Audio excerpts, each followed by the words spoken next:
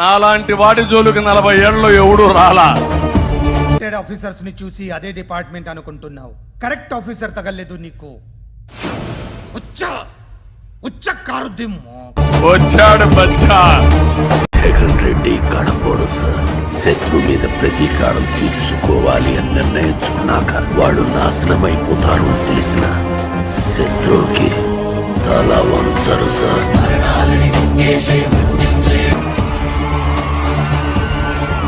చూపిస్తా.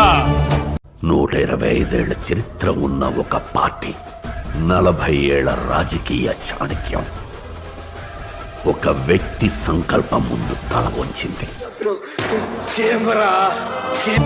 వదిలిపెట్టను. ఏంటో ఆయన ప్లేస్ చరిత్రలో చూపించే బాధ్యత నాది. వాళ్ళు నా వెంట్రిక కూడా పీకలేరు.